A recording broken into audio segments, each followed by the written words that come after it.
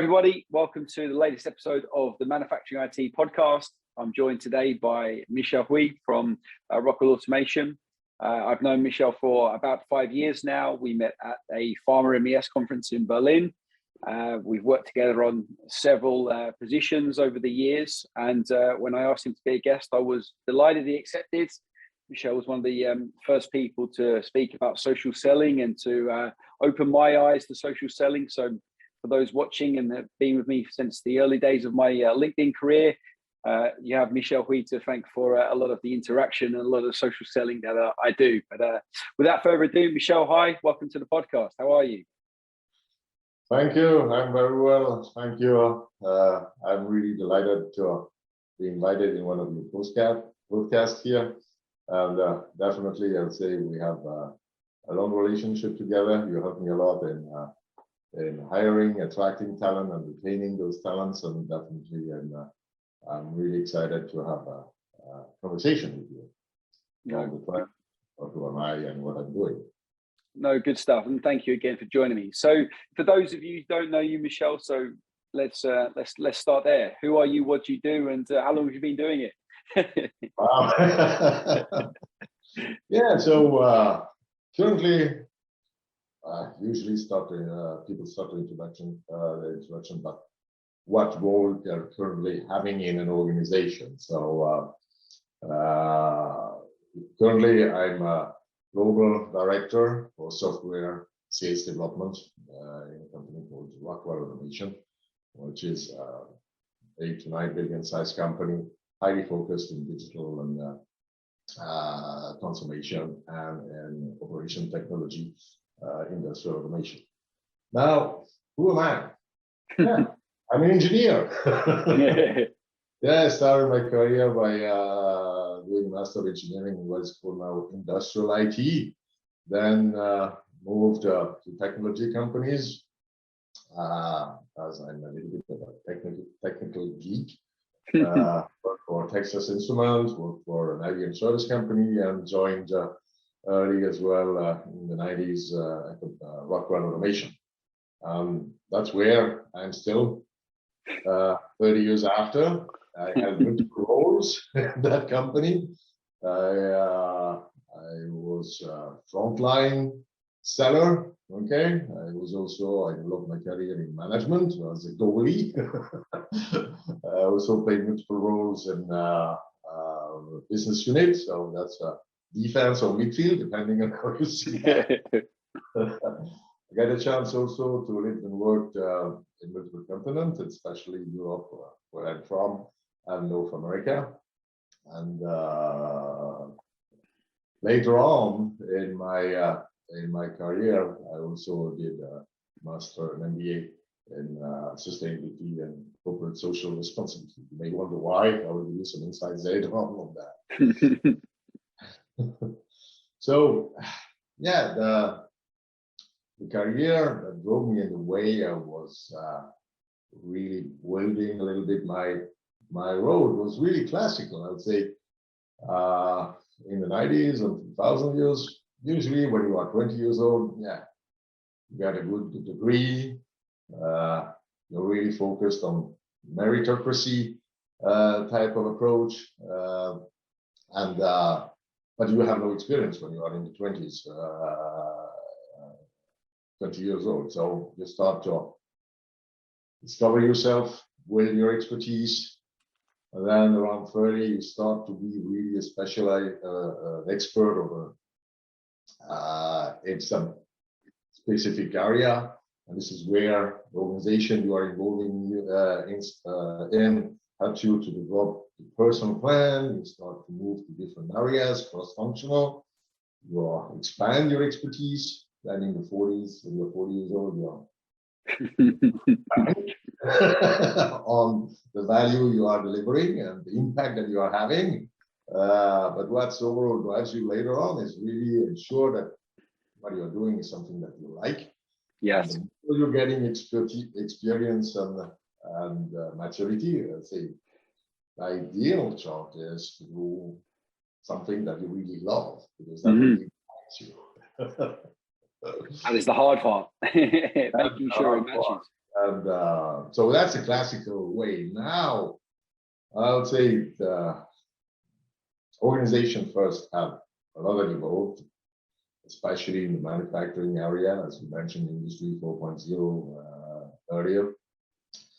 The way employees or talents are also developing themselves is in a different pace. I would say people early in the career, what drives them early in the career is to make an impact immediately.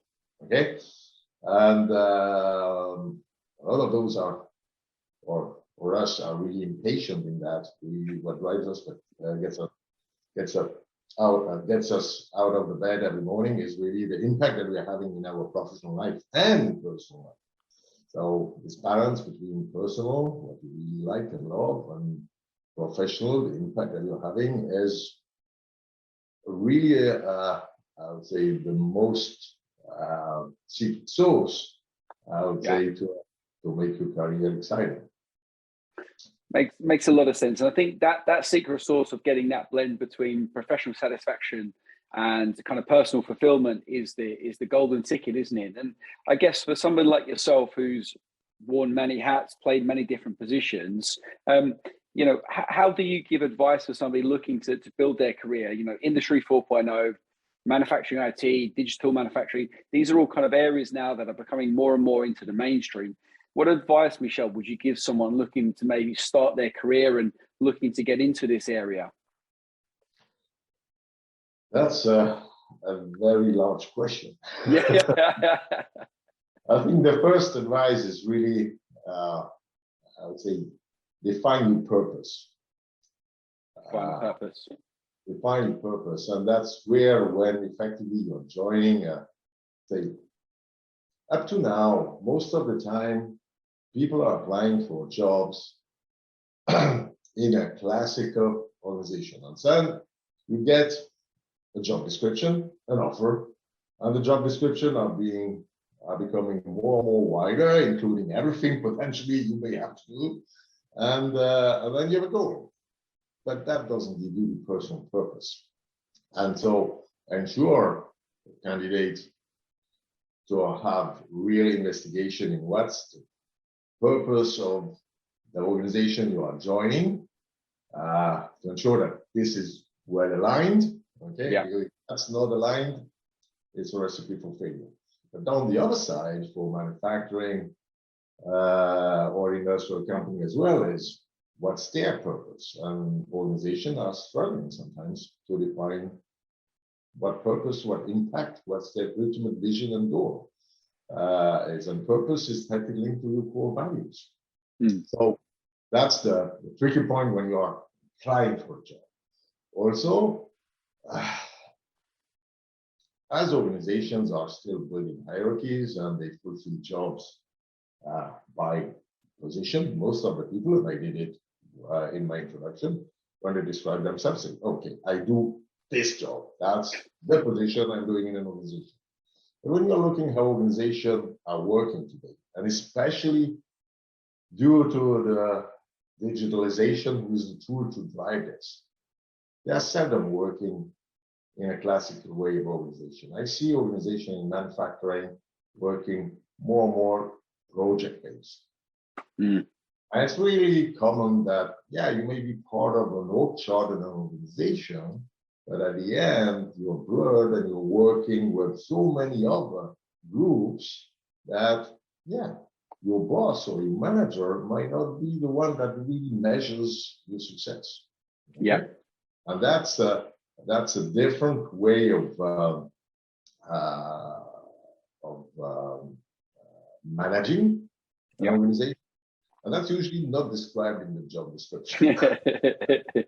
What advice would I give is really ensure you recognize yourself in the values of the company you are joining or the position that you are having. So what digital effectively changed in the organization, plus I would say the recent different wars or crises that we faced, There's definitely that's more agile way of working, a different way of working. If you're looking in industrial manufacturing, probably, or in IT groups, you have still today 1/3 of the people that are working for remotely. Another third are hybrid, working in the office or in the plant and remotely. And the other third being back to work in the plant or having some jobs. So that changes a lot of the social interactions, the working that you have with people. And this is why I go back to the purpose. If there's no purpose, you get very quickly disconnected and lost in this digital transformation. That makes a lot of sense. It's still not done. It's changing by itself. We're talking about Industry 4.0. Yeah, I'll tell you a secret. It's done, it's over. Now it's Industry 5, Industry 6.0. We're talking about metaverse. Okay? Yeah. And metaverse is definitely something that, I have a provocative question to you, Daniel. Do you think the metaverse will impact B2B, and especially in selling, as I'm here as a seller? Okay, that's an interesting one. An interesting one. That's definitely I'm adding you in my environment. You see me in my avatar, and that's just a little bit disruptive. And what I just want to say is that this is all about digitalization. Okay, how people effectively interact between each other is changing fast. So with just my little question here, people may wonder, what is Michel willing to tell us with metaverse? The same thing I'm trying to tease you is what was the case 10 years ago when we were starting all our video calls. Okay, we were interacting socially in presence or through phones, and people were not willing to use videos. Yeah. Whereas today, there's no real definition in any dictionary about what the metaverse is. Yeah, definitely it's already happening. In manufacturing, it's happening through Industry 4.0, where you have all those bricks of the IT and OT conversions. So that means IoT devices, a layer of what is called digital twin, a layer of analytics, a layer of augmented reality, virtual reality, etc., and aggregation of all business systems, such as an MES, manufacturing execution system, or supply chain or ERP system. That's a kind of metaverse. It's the brick, it's the basement. Yeah. How we interact in the metaverse is definitely changing. It's changing in the way you see that in selling already, and due to COVID, most of the fairs and events were done through those type of virtual platform that I just showed you a little inside earlier. Yeah. I see this accelerating use cases and how we train people, how we effectively ensure appropriate interaction in this hybrid world, physical and digital, between workers, between teams. There's a lot of applications in the metaverse that are still at their early stages and will evolve. And I'm quite sure in the next weeks or months, Daniel, next time instead of doing this call through Zoom, I would invite you in the metaverse, and we will let our avatars interacting with each other and have a nice chat around the coffee and a beer. For me, it's not an area that I've super explored. Obviously, I'm aware of the metaverse and aware of some of the capabilities, but it really kind of goes back to, I remember when I was a child playing the game The Sims, and the Sims was essentially a primitive version of the metaverse. But I guess the use cases now, I guess, and that's what you was asking, is about how will it change B2B selling. But I kind of curious to see what you think about that. You know, you're I always learn from listening to you, so I'm curious to see what your thoughts are on that. Yeah, 6 months ago, I was just ignoring this, and I was saying, okay, that's a gamer stuff. Okay, I mean, was really do for gaming, and then getting interested into this and trying to see what benefits, what use cases it can help me out in social interactions. I saw in the past 6 months, 3 months, few weeks, fabulous innovation. Okay. Fabulous innovation that triggers the mind of everybody on how could that have a different impact and make my work easier and more efficient. And that's what I see currently accelerating. You mentioned social selling in your introduction, which is something that we launched together. When was that? Well, 3-4 years ago. Yeah. We did more. Okay. And that's really also gained a certain level of maturity.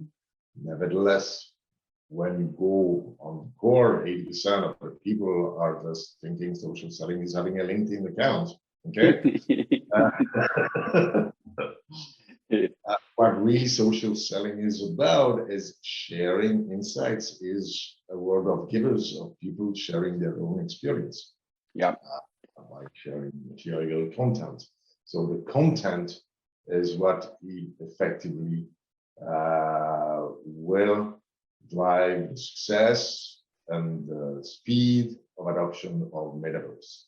There's no relevant content to walk away. I can send you a Lens or Quest glasses. Yeah. It's not for that you will use the metaverse. You will use it if effectively you can have access to multiple content on the right insight in a relationship, in a one-on-one conversation, or in a group conversation, in a workshop, in a training, in a fair, and social interaction around the coffee machine. That makes your life easier. So currently, technology is still a little bit not that frictionless, but it's going very fast. No, that makes it. So what I'm hearing from them, Michel, is the metaverse could, in B2B selling especially, could be a position for you to interact with the customer where you can add value, give them insight, give them freedom to explore the solutions, freedom to explore the criteria of use cases or adoption or any of those areas, to really kind of give that person an ingrained feeling of already having the solution before just sending them PDF documents or a file or whatever. You really get them to feel the fabric of what it is you're selling, what value is attached to that. Exactly. That's interesting. It allows you also to interact with people. Imagine you're totally in the metaverse. Yeah. And you're a remote worker.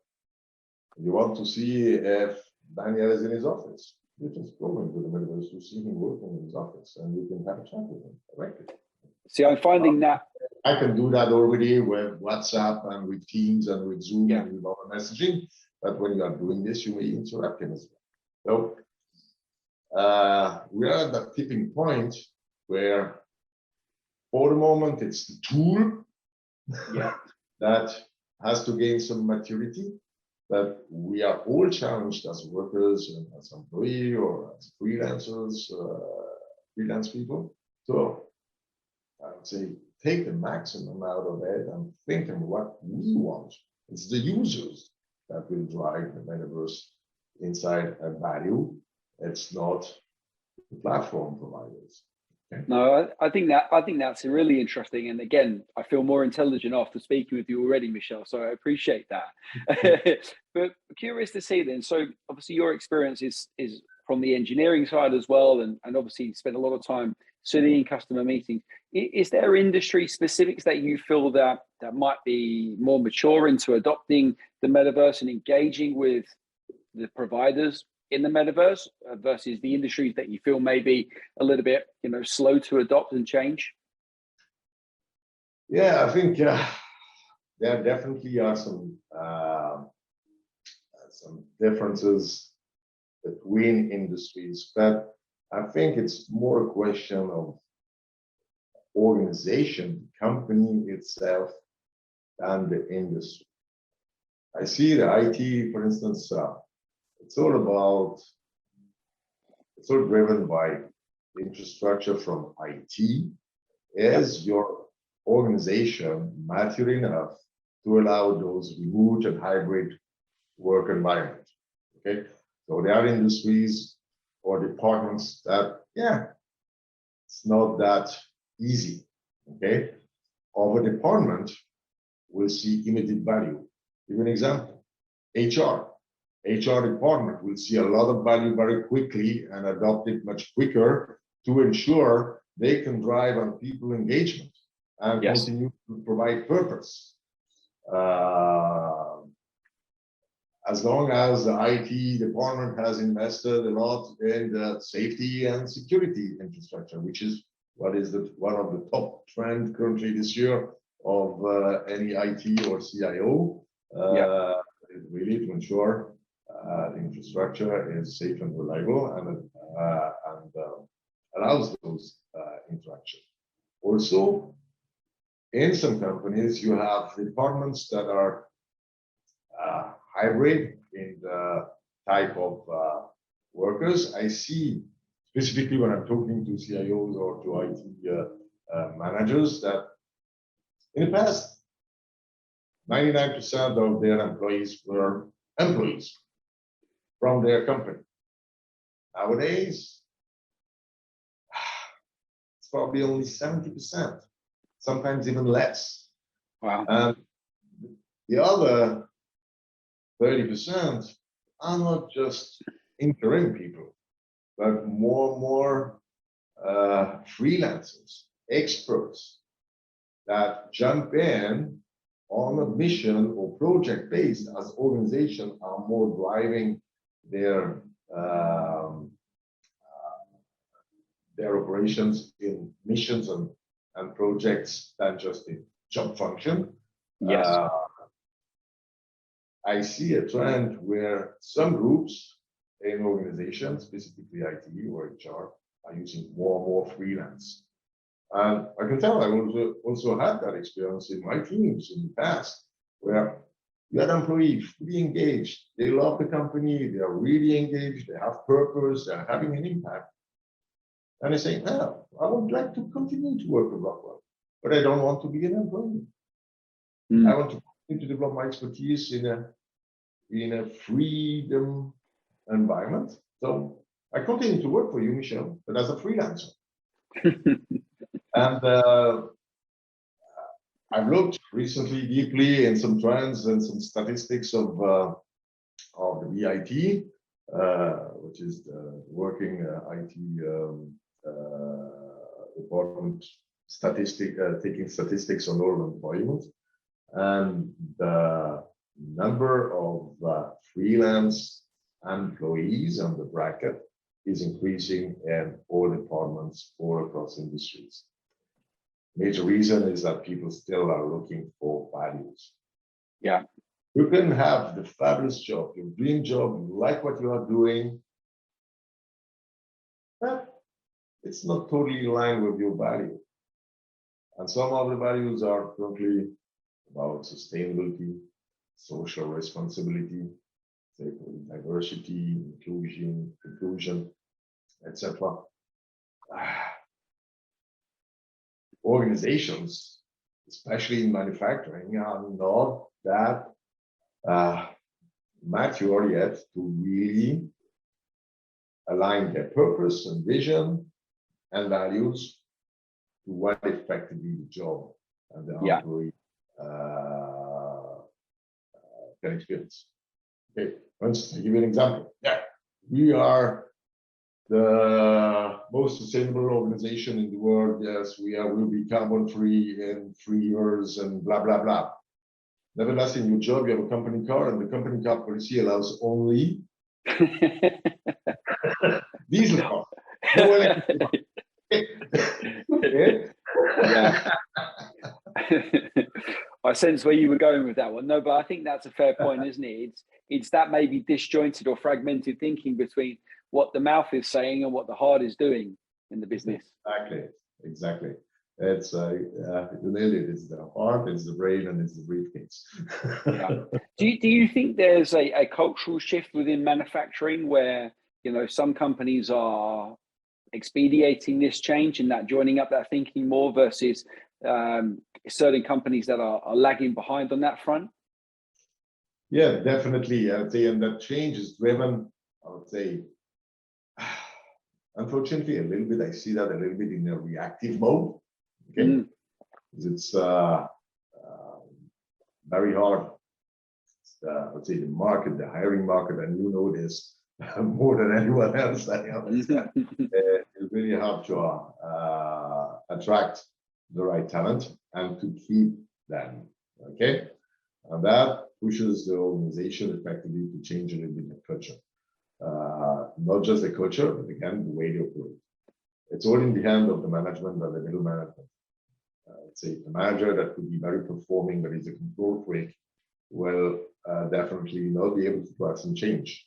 Yes. So, in a large organization, we still have those brains, some of the brains that are locked, some of the brains that are in the growth mode.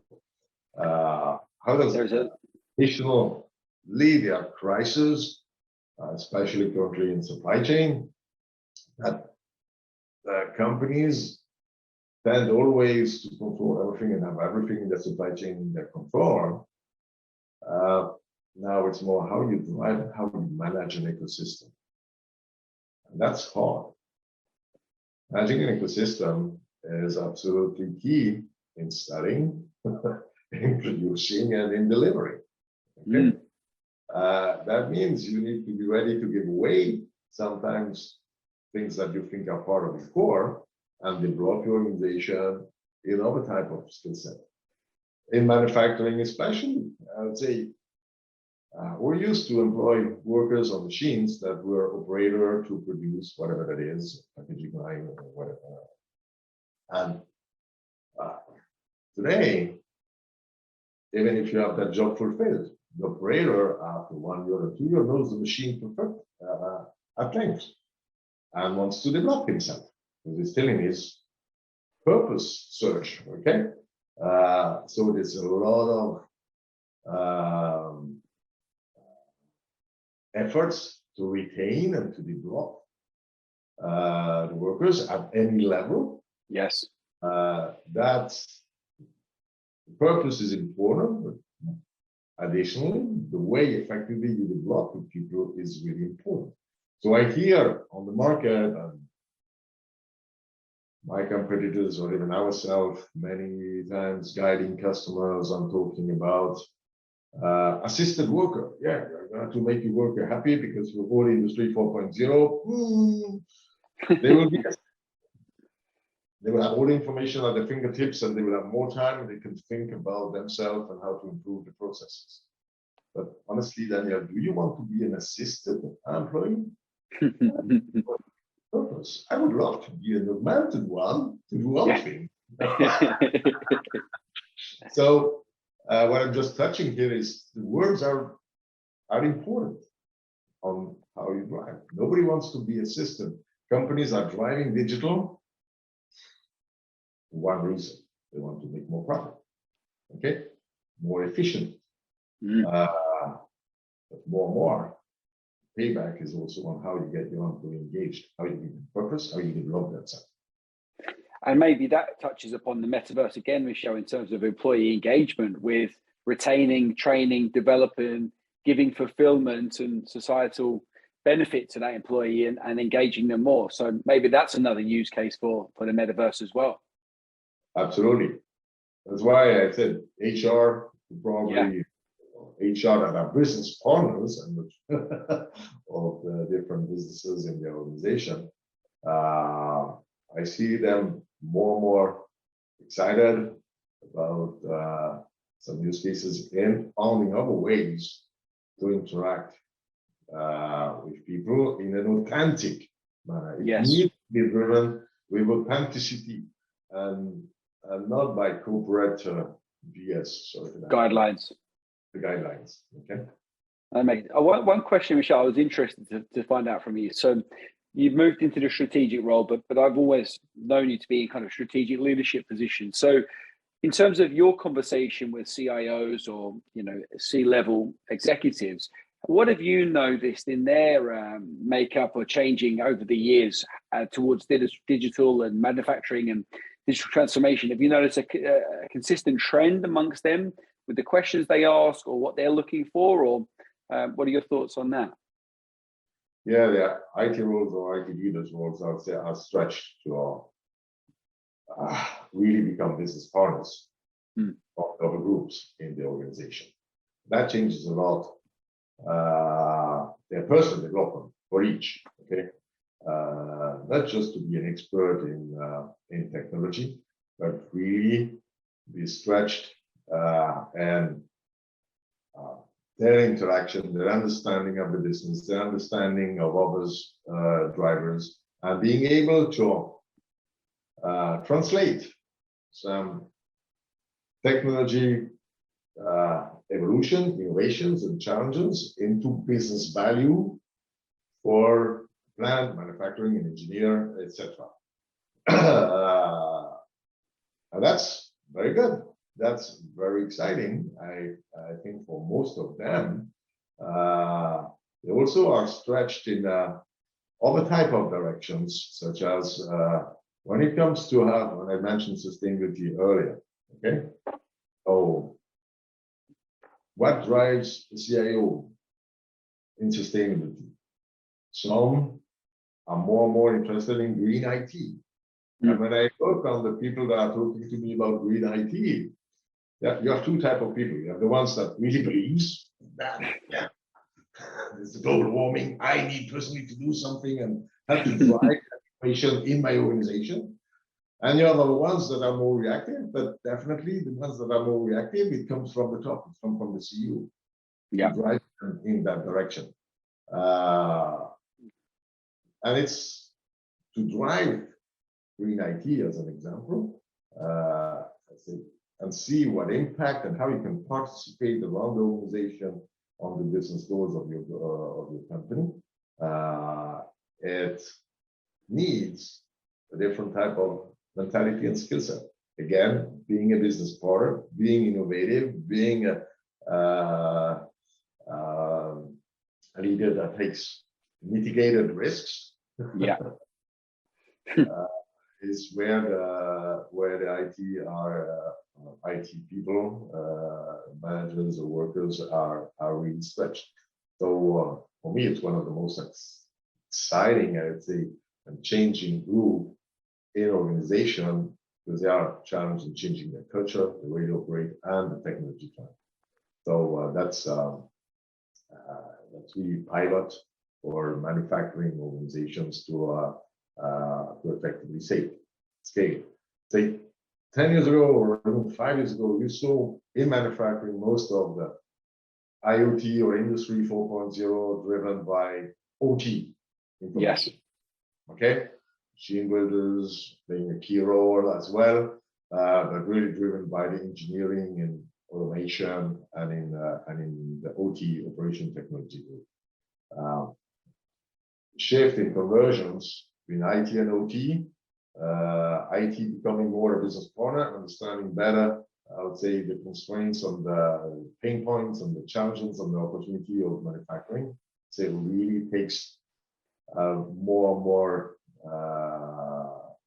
bigger role. It was first just a stakeholder, now becomes a key actor. So the skill set of an IT or a CIO is absolutely the key in that in the digital transformation. Okay.